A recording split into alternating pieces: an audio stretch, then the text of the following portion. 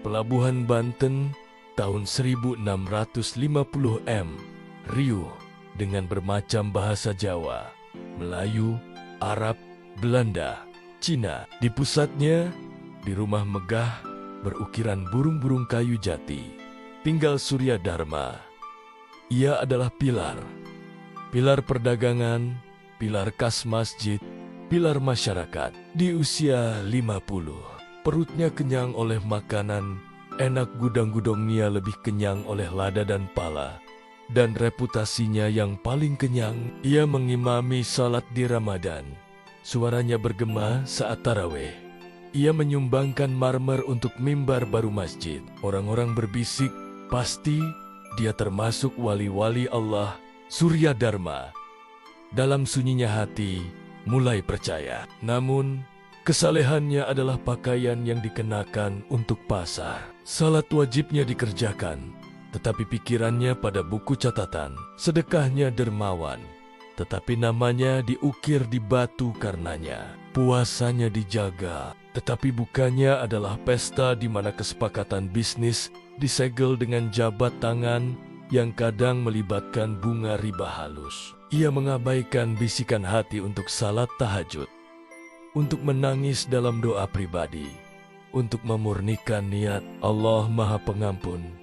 Ia yakinkan diri. Lihat semua kebaikan yang kulakukan. Suatu siang yang terik, setelah menyelesaikan kontrak menguntungkan, namun meragukan secara moral dengan agen Foch Belanda. Surya Dharma merasakan sakit tajam dan dingin mencengkeram dadanya, seolah tangan tak terlihat meraih masuk dan menggenggam hatinya. Ia terengah, tersandung ke meja ukirnya, dan roboh. Tabib terbaik dipanggil, ruqyah dibacakan, tetapi malaikat maut, Malikul Maut, tidak menawar agelnia telah tiba. Dengan pikiran terakhir yang putus asa, untuk wasiatnya yang belum dibuat, dan harta bendanya yang belum diamankan, jiwanya dicabut. Kullu nafsin dhaikatul maut. Setiap yang berjiwa akan merasakan mati. QS Ali Imran 185. Salat jenazahnya besar. Seluruh kota datang. Khutbahnya panjang, memuji kedermawanannya, kepemimpinannya. Keluarganya menangis saat jasadnya yang dikafani dibawa ke pemakaman di bukit yang menghadap laut. Anak-anak lelakinya, istri-istrinya, sahabat-sahabatnya semua menimpakan segenggam tanah hitam dan lembab ke liang lahatnya. Tangisan mereka adalah simfoni kehilangan. Tetapi kemudian, saat matahari mulai terbenam, mereka berpaling. Anak-anak dihibur dengan manisan. Istri-istri dibawa kembali ke rumah untuk membicarakan warisan. Para sahabat membicarakan siapa yang akan mengambil alih rute dagangnya. Penjaga kuburan menyelesaikan pekerjaannya dan pergi. Sunyi yang begitu dalam, begitu mutlak, sehingga menjadi tekanan fisik. Surya Dharma sendirian, benar-benar sepenuhnya sendirian untuk pertama kalinya dalam hidupnya. Kemudian datanglah tekanan. Dinding bumi yang tampak longgar beberapa saat sebelumnya mulai menekan masuk. Bukan penghancuran tulang, tetapi penghancuran ruh, jiwa. Bagi mukmin, tekanan ini seperti pelukan penuh kasih seorang ibu setelah lama berpisah. Bagi Surya Dharma, ini adalah teror terjebak dalam kehampaan yang runtuh. Bumi menekan dengan berat yang dingin dan tak kenal ampun. Hukuman untuk setiap kali hatinya tersempit oleh keserakahan dan cinta pada dunia ini.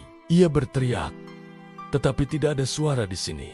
Lalu, langkah kaki keluarganya yang menjauh. Kemudian, yang baru, berat, bergema, menggetarkan kain alam semesta ruang gelapnya.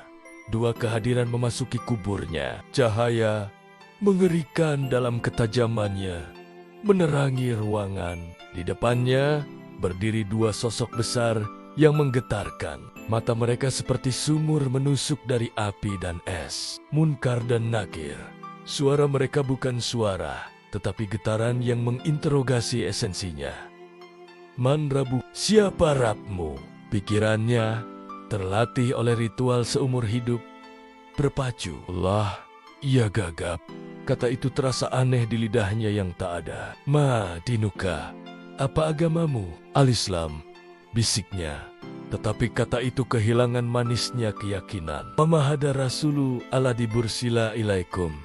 Siapa lelaki yang diutus kepadamu? Muhammad. Rasulullah, ia memuntahkannya. Ia tahu jawabannya, tetapi itu tidak memberinya kenyamanan. Itu adalah fakta gersang, terpisah dari realitas hidup hatinya. Malaikat itu tidak tersenyum. Cahaya di sekitar mereka meredup, digantikan cahaya berbeda yang menyakitkan. Interogasi belum selesai. Ia sedang bertransformasi. Dari dinding kuburnya, bentuk-bentuk mulai menyatu dari kegelapan. Inilah teman-temannya. Tetapi mereka bukan lelaki tampan dengan wajah bercahaya yang digambarkan Nabi SAW. Sebaliknya, sosok menyedihkan dan mengerang melangkah maju. Wujudnya humanoid, tetapi terdistorsi, dijahit dari ayat-ayat Quran yang dibacanya dengan tergesa dan tanpa konsentrasi. Suaranya adalah bisikan sumbang dari surah-surah yang terputus. Inilah salatnya. Sosok lain merembes dari tanah makhluk kembung, berkulit logam yang berdenting dan berderai. Ia terbentuk dari koin emas kontrak meragukannya, bunga yang ia konsumsi, kekayaan yang ia tempatkan di atas kewajibannya. Ia tak memiliki wajah, hanya mulut menganga yang memancarkan aura serakah yang dingin. Inilah kekayaannya. Siapa? Siapa kalian? Teriak jiwa Surya Dharma bergema dalam kehampaan. Sosok salat yang menyedihkan itu mengerang, aku adalah fajarmu yang kau geser agar bisa tidur. Aku adalah maghribmu yang kau tunda untuk daganganmu. Aku adalah Quran di bibirmu yang tak pernah sampai ke hatimu. Makhluk kekayaan yang kembung itu berdenting. Akulah teman sejatimu. Kau lebih mencintaiku daripada Rabbmu. Kau lebih menghargai aku daripada orang miskin. Kau membangun hidupmu di atasku, dan kini aku adalah keabadianmu. Teror melampaui segala ketakutan duniawi melanda dirinya. Inilah karinnya dalam kubur. Bukan perwujudan indah amal saleh, tetapi cerminan monster dari ibadahnya yang hampa dan penghasilan dosanya. Kemudian sebuah jendela terbuka di langit-langit kuburnya. Melaluinya, ia melihat sekilas janah taman tak terdefinisi. Sungai-sungai mengalir. Kedamaian yang meresap ke intinya dan membuat siksaan saat ini 1000 kali lebih pedih. Aroma kesturi dan surga menyiksanya. Itulah tempat yang disiapkan untuk orang-orang ikhlas. Sebuah suara bergema, bukan dari malaikat, tetapi dari kain alam barzah itu sendiri. Bagi mereka yang amalnya hanya untuk wajah Allah semata.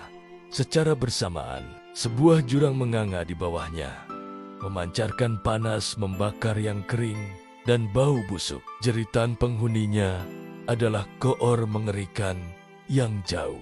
Dan ini, suara itu berseru, adalah tujuan bagi mereka yang tertipu oleh dunia. Kuburan yang terasa sempit, kini terasa seperti padang pasir keputusasaan, tanpa akhir bagi Surya Dharma.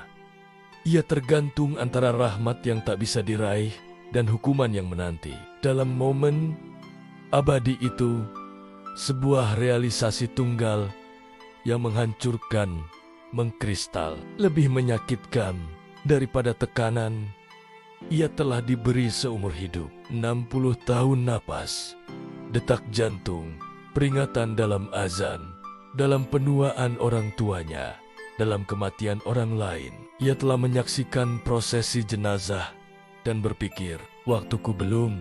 Ia telah mendengar khotbah tentang kubur dan merasakan kasihan yang jauh, bukan ketakutan segera. Ia telah berkata pada diri sendiri, Aku akan bertaubat besok. Aku akan syalat dengan benar minggu depan.